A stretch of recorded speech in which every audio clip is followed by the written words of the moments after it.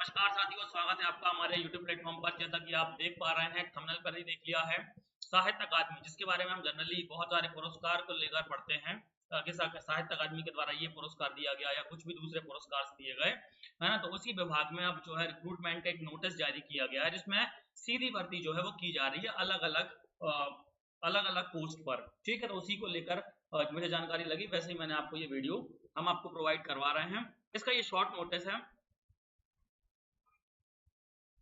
है ना, ये आपका शॉर्ट नोटिस है, जिसमें आप देख पा रहे होंगे कि वैकेंसी की अपडेट है। इसमें लगभग टोटल जो पोस्ट हैं, अलग अलग जो नंबर ऑफ पोस्ट हैं वो 11 है, जिसमें मल्टीटास्किंग स्टाफ है ना, junior clerk, professor, proof reader है ना, कम क्लर्क है ना, stenographer, programming assistant, sub editor, publication assistant, assistant editor, regional secretary, deputy secretary और deputy secretary in general administration and general sales में जो है अलग अलग नंबर ऑफ पोस्ट हमें देखने को मिलेगी। अब आप बोलोगे सर ये तो एक एक दो पोस्टें हैं, तो भैया ये एक एक दो पोस्टें ही हम जब छोड़ देते हैं फिर बाद में एहसास होता है कि हमने हो सकता है ये भी फॉर्म डाल दिया होगा, और ऐसे ही सारे लोग जो है सोच के और छोड़ देते हैं इसको, है ना।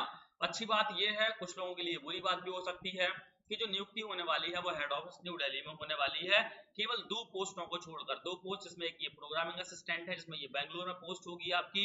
सेकंड यदि हम बात करते हैं तो रीजनल जो पोस्ट है आपकी, ये आपकी जो रीजनल सेक्रेटरी की पोस्ट है, इसको देखा जाए तो ये जो है ये भी बेंगलुरु में आपका जो है लोकेशन होने वाली है। बाकी जो है ये डायरेक्ट भर्ती है, बहुत ही शानदार वैकेंसी है। इसके लिए आप है ना साहित्य अकादमी की जो ऑफिशियल वेबसाइट है वहां पर भी जाकर देख सकते हैं, जिसको जो है यहाँ पर नीचे दिया गया है, ये है sahityakademi.gov.in पर जाकर भेज सकते हैं। लेकिन the application should be submitted only on the prescribed proforma. इसका डिटेल एनालिसिस हम आपको बता देते हैं। ये आप देख पा रहे होंगे, देखो बहुत ही कम टाइम है आपके पास। 17 अगस्त को ये नोटिफिकेशन जारी हो गया था और लास्ट डेट एडवर्टाइजमेंट की है 16 सितंबर 2024, मतलब 4-5 दिन में ही उनका जो प्रिस्क्रिप्ट प्रोफार्मा में आपका फॉर्म जो है वो पहुंच जाना चाहिए। ठीक है, ये इसका डिटेल जो है नोटिफिकेशन है, जिसमें ये सारी चीजें लिखी हुई हैं कि जितनी भी 11 पोस्टें हैं उन सभी 11 पोस्टों में किसकी क्या एजुकेशन क्वालिफिकेशन मांगी गई है ना। और प्लेस ऑफ पोस्टिंग तो मैं आपको पहले ही बता चुका हूं, और एज के बारे में पहले ही लिखा हुआ है। ठीक है, कितनी एज रिलैक्सेशन रहेगा, कितने एज तक के व्यक्ति जो है इसको फॉर्म को भर सकते हैं। देन उसके बाद यहाँ पर लेवल भी लिखा हुआ है, 7 सीपीसी के आधार पर कितनी सैलरी आपको मिलेगी। ये बेसिक सैलरी है, इसमें बहुत सारी चीजें टीए डीए वगैरह जुड़ने वाला है जब आपकी भर्ती हो जाएगी उसके बाद। तो डिप्टी सेक्रेटरी बड़ी पोस्ट है ना, लेवल 11 की पोस्ट है, जिसमें 5 ईयर एक्सपीरियंस मांगा गया है इन द फील्ड ऑफ है ना लिटरेरी प्रोग्राम्स के अंतर्गत। ठीक है, तो हम कुछ ज्यादा बड़ी पोस्टों के बारे में थोड़ा कम चर्चा करेंगे, क्योंकि हमारे यहाँ जो बच्चे चैनल से जुड़े हुए हैं है ना, उनको थोड़ा सा कम क्वालिफिकेशन वाली की जानकारी चाहिए होगी, तो हम उसी की तरफ ज्यादा बढ़ने का प्रयास करेंगे, है ना। डिप्टी सेक्रेटरी में भी 5 साल का एक्सपीरियंस मांगा गया है in the field of sales and marketing of books in reputed publishing house में आपने काम किया हो कम से कम 5 साल। इसी तरह से रीजनल सेक्रेटरी में भी 5 साल का एक्सपीरियंस मांगा गया है, relevant to the execution of the job, है ना, with ability to organise literary, मतलब साहित्य के क्षेत्र में आपने काम किया है 5 साल तो ही आपको जो है प्रेफरेंस दिया जाएगा। इसी तरह से असिस्टेंट एडिटर में भी क्या किया है, 5 साल का एक्सपीरियंस के बारे में चर्चा की गई है, और ये एक्सपीरियंस होना चाहिए आपकी कॉपी एडिटिंग को लेकर। ठीक है, देन उसके बाद हम देखते हैं पब्लिकेशन असिस्टेंट, तो यहाँ पर भी आपका जो है वो 5 ईयर का एक्सपीरियंस मांगा गया है। ठीक है, कहां पर होना चाहिए, है ना, पब्लिशिंग हाउस और government undertaking concern with book से रिलेटेड यदि कोई भी आप गवर्नमेंट सेक्टर में काम कर रहे हो तो आपको क्या मिलेगा, यहाँ पर जो है एसेंशियल है, आपको प्रेफरेंस मिलेगा। आगे बढ़ते हैं तो सब एडिटर इंग्लिश के बारे में चर्चा की गई है, तो सीधी सी बात है आपकी जो है बैचलर डिग्री इंग्लिश के साथ होना चाहिए, है ना, और कम से कम 2 साल का एक्सपीरियंस होना चाहिए, है ना। जर्नलिज्म वगैरह में डिप्लोमा है तो वो ज्यादा डिजायरेबल रहेगा। हम थोड़ा सा जाने की कोशिश करेंगे, है ना, मल्टीटास्किंग स्टाफ और जूनियर क्लर्क की तरफ। तो मल्टीटास्किंग स्टाफ में यदि हम बात करते हैं तो एक पोस्ट निकाली गई है जो कि ओबीसी के लिए रिजर्व है ना। लेवल 1 की पोस्ट है, 18,000 के आसपास आपकी सैलरी, इसमें हालांकि हो सकता है डीएस में जुड़ जाए आपका। 10th पास यदि आईटीआई इक्विवेलेंट है तो भी आपका चल जाएगा। Multitasking with 1 employ performing job, है ना, हाइथ्रियो perform by different group D employees, मतलब जो भी काम करने का रहता है एमटीएस का वो आपसे बनना चाहिए, है ना, साइकिलिंग की आपकी नॉलेज होना चाहिए, वेरियस लोकेशंस पर आप काम करने का डिजायरेबल रहे आप, नॉलेज ऑफ बेसिक कंप्यूटर जो है, बेसिक नॉलेज आपको होना चाहिए, ठीक है। अब इसमें देखो लिखा हुआ है कि सिलेक्शन प्रोसेस कैसा रहेगा, तो इसमें लिखा हुआ है the received application will be scrutinized and selection will be based on the written test. इसमें रिटन टेस्ट स्पेशली लिखा हुआ है कि एमटीएस में रिटन टेस्ट होगा ही होगा, है ना। बाकी की पोस्टों में हमने देखा जनरली वहां पर लिखा हुआ है कि हो भी सकता है और नहीं भी हो सकता है, लेकिन एमटीएस में रिटन टेस्ट आपका होगा, जिसमें पार्ट 1 है ना will be the object type consisting 60 marks और part 2 will be the descriptive consisting 40 marks। मतलब आपका रिटर्न भी होने वाला है, चूंकि है ना एक प्रतिष्ठित अकादमी है तो वहां पर उसी हिसाब से जो है भर्ती होगी, ठीक है। ये है जूनियर क्लर्क की भर्ती, इसमें 19,900 ग्रेड पे रखा गया है, सेकंड क्लास की पोस्ट, लेवल 2 की पोस्ट रहेगी, ठीक है। 12th क्लास पास होना चाहिए, ठीक है। उसके बाद हिंदी टाइपिंग आना चाहिए या फिर उसको इंग्लिश टाइपिंग आना चाहिए, है ना, कम से कम इतने WPM में, ठीक है। कंप्यूटर की बेसिक नॉलेज होना चाहिए, शॉर्ट हैंड प्रेफरली यदि इंग्लिश से है तो उसको जो है प्रेफरेंस दी जाएगी, और सिलेक्शन प्रोसेस वैसे ही रहेगा जैसा एमटीएस का है। 2 पार्ट में पेपर होगा, रिटन टेस्ट होगा 2 पार्ट में, पहले पार्ट में 60 मार्क्स का होगा और दूसरा पार्ट 40 मार्क्स का होगा। दूसरा पार्ट जो होगा वो डिस्क्रिप्टिव होगा आपका, ठीक है। तो ये आपको थोड़ा सा ध्यान रखना है। यहाँ पर भी एक पोस्ट है जो कि अनरिजर्व के लिए रखी गई है। फिर proof reader cum general assistant, एक ओबीसी की पोस्ट है, लेवल 4 की पोस्ट है, 25,500 से स्टार्ट होगी, इसमें डीए जुड़ेगा, मुझे ऐसा लगता है। इसमें ग्रेजुएशन मांगी गई है, ठीक है, हिंदी और इंग्लिश सब्जेक्ट के साथ, वो तो ज्यादा बेटर है, ठीक है। फिर एबिलिटी टू रीड प्रूफ्स, मतलब गलती बग जांचने के लिए आपको है थोड़ा सा एबिलिटी होना चाहिए। तो हिंदी और इंग्लिश दोनों में प्रोफिशिएंसी होना चाहिए, एक में मतलब एक में किसी में भी क्या होना चाहिए, अच्छी प्रोफिशिएंसी होना चाहिए। Basic knowledge of computer application तो आजकल हर जगह डिजायरेबल है ना। डेस्कटॉप पब्लिशिंग एप्लीकेशन 2 साल का एक्सपीरियंस होना चाहिए प्रूफ रीडिंग के लिए। तो अब ये कैसा क्या रहेगा, इसका थोड़ा सा आपको देखना पड़ेगा कि ये एक्सपीरियंस किसके पास मिलता है।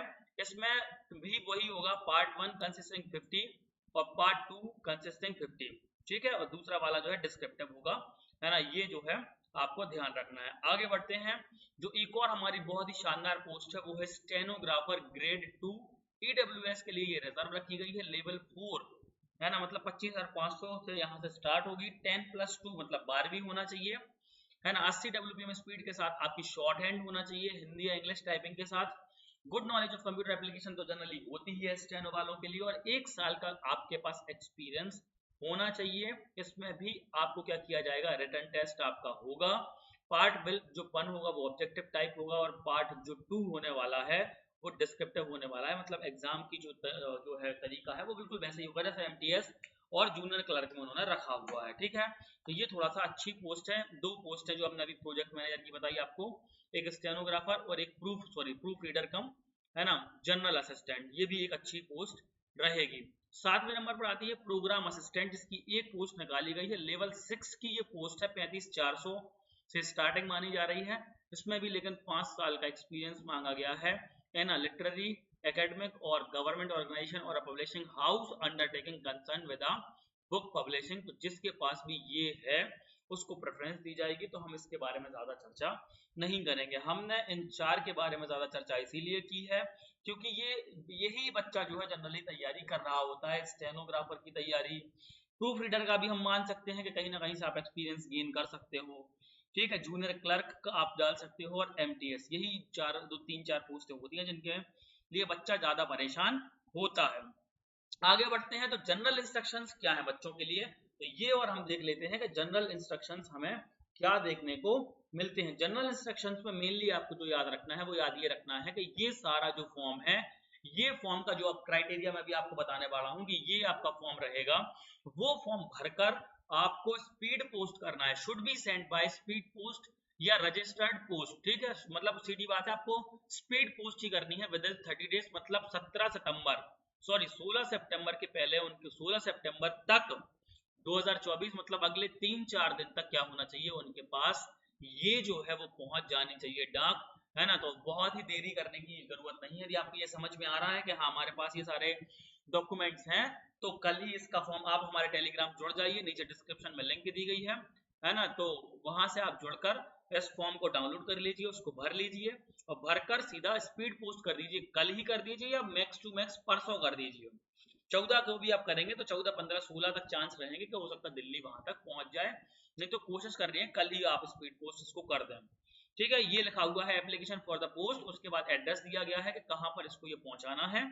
उसके बाद इसमें साफ लिखा हुआ है कि ईमेल के माध्यम से जो एप्लीकेशन रिसीव्ड होंगे will not be accepted and under any circumstances, कोई भी किसी भी सर्कमस्टेंसेस में ये एक्सेप्टेबल नहीं रहेगा। ठीक है, उसके बाद यदि हम बात करते हैं तो एज रिलैक्सेशन आपको हम बता ही चुके हैं, सारे एज रिलैक्सेशन वहां पर लिखा हुआ है, गवर्नमेंट के रूल्स के अनुसार एज रिलैक्सेशन और मिलेगा। अगली बात लिखा हुआ है कि यदि कोई भी बच्चा चाहे वो सेंट्रल में, स्टेट गवर्नमेंट या किसी भी ऑटोनोमस बॉडी, नगर पालिका परिषद, निगम वगैरह में काम कर रहा है या किसी पब्लिक सेक्टर में काम कर रहा है, एनटीपीसी में काम कर रहा है या फिर बीएचईएल में काम कर रहा है, तो should be apply through paper proper channel या फिर produce NOC no objection certificate लगा के ही वो कैंडिडेट क्या करे, एप्लीकेशन करे। ठीक है, only short listed candidate shall be called for written examination, जो भी कैंडिडेट शॉर्ट लिस्टेड करे जाएंगे उन्हीं को रिटर्न एग्जामिनेशन के लिए बुलाया जाएगा या स्किल टेस्ट या इंटरव्यू जो भी वो साहित्य अकादमी डिसाइड करेगी उनके लिए बुलाया जाएगा। ये बहुत इंपॉर्टेंट है। ओनली इन द प्रिस्क्रिप्ट फॉर्मेट, इसी फॉर्मेट में कैंडिडेट शुड अप्लाई, और ये फॉर्मेट आपको इस वेबसाइट पर भी देखने को मिल जाएगा, नहीं तो हमारे टेलीग्राम चैनल पर भी देखने को मिल जाएगा, जो कि इस फॉर्मेट में रहेगा। ये जो फॉर्मेट आप देख पा रहे हैं है ना, ये फॉर्मेट है ना, और यहाँ पर ये पूरा जो है 3 से 4 पेज का है, इंग्लिश में है, और उसके बाद आपको हिंदी में भी अलग से देखने को मिल जाएगा। तो हिंदी वाले कैंडिडेट हिंदी में भेज सकते हैं और इंग्लिश वाले भी कैंडिडेट इंग्लिश में निकाल कर प्रिंट कर और अपने डॉक्यूमेंट सेल्फ अटेस्ट कर क्या कर सकते हैं, स्पीड पोस्ट कर सकते हैं। इसको यदि आप चाहें तो कल ही इसको स्पीड पोस्ट कीजिएगा, परसों भी कर सकते हैं, मगर कोशिश कीजिएगा कि कल ही आप कर दें। ठीक है, इसी तरह के बेहतरीन वीडियोस देखने के लिए आप हमारे YouTube चैनल को सब्सक्राइब करें, टेलीग्राम चैनल को ज्वाइन करें। थैंक यू सो मच, है ना, तैयारी करते रहें। इसी तरह की अलग अलग डिपार्टमेंट्स में जो छोटी छोटी वैकेंसी आती हैं, मैं आपको इसके लिए ऐसे ही वैकेंसीज लगातार लाता रहूंगा। ठीक है, थैंक यू सो मच।